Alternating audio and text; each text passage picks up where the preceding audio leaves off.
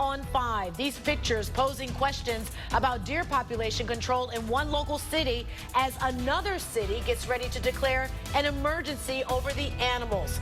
People in Seven Hills have been pushing to scrap their city's deer killing program for months. Well, tonight, City Council introduced a new plan to control it. Details on that in just a minute. But first, we take you to Avon Lake, where Frank Wiley talked to one neighbor who witnesses the darker side of that city's deer culling program firsthand.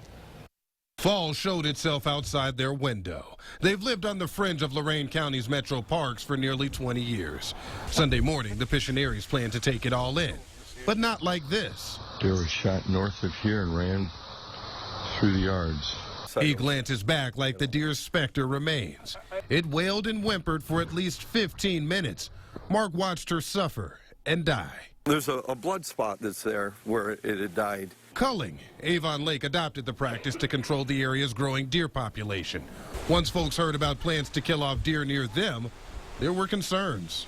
What happens if one is shot and not killed outright and they go running through the neighborhoods? Deer were familiar with this backyard, unforgettable memories for this family. The cycle of life in the same spot.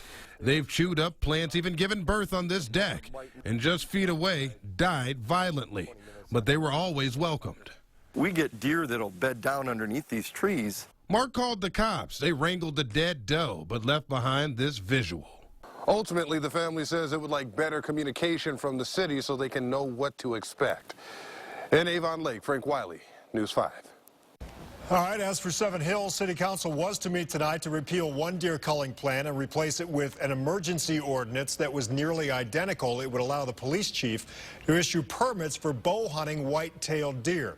City and state officials will also look at other non-lethal options to control the deer population.